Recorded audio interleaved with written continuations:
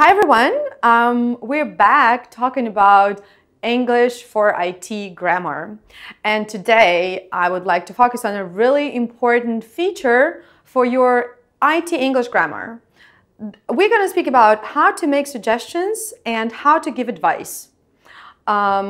First of all, I would like to point out that here you have to be, of course, very polite, and you have to know the culture of an English-speaking person when making suggestion and giving advice, right? The first thing to know about giving advice is modal verbs, yeah? Modal verb should is the most frequently used verb when giving advice. So when you think that it's a good idea that the person does something, you just tell this person, hey, you should do this. And that's the most common way. So I have two examples for you. Let's take a look. You should download a data recovery software to help you. Or, for example, you should back up all your data. I would like to point out that it's a mistake to use imperative tone when giving people advice.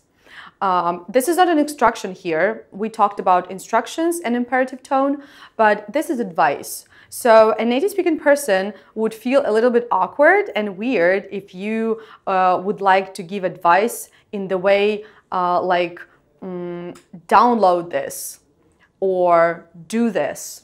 So this is not really an appropriate way in English-speaking world to give advice like that. So you should be more polite.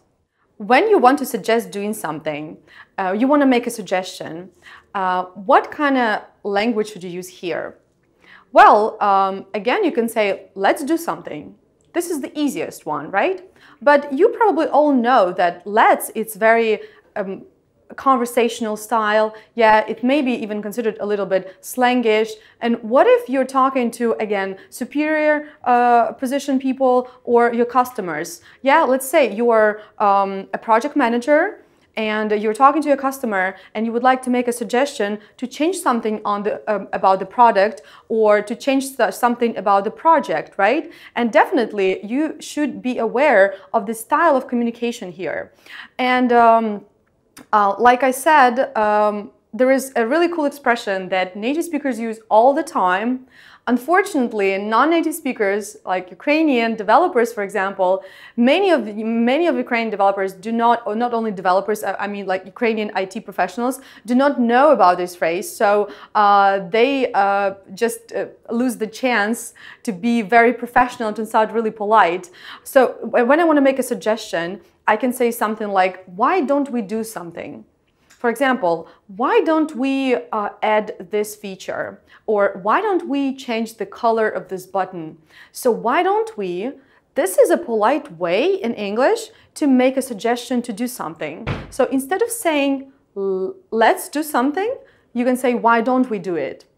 And if you want, I can tell you a funny story that once I was a part of a stand-up meeting in an IT company, and a developer was asked by a technical lead who is an American, hey, Alex, why don't you give us some updates? In its turn, Alex was very, very angry all of a sudden, and he started saying something like, I just gave you my updates. I always give you my updates. So apparently, Alex didn't know about the expression that it is used for making suggestions, and he thought that the technical lead was kind of blaming him for not giving updates on time.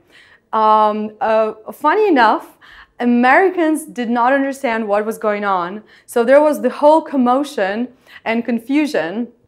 And only after they all realized that Alex just misinterpreted the question, why don't you? However, this question was totally humble and it was totally professional and very polite. So, just to sum up, if you want to make a suggestion, start your sentence with why don't you? And it's going to be very professional and very polite. And I have prepared more examples with why don't you for making suggestions. Let's take a look at them. Why don't you try turning it off and on again? Why don't you run some tests to make sure everything is stable? Do you know any other ways how to make suggestions in English or give advice? Let me know in a comment to this video.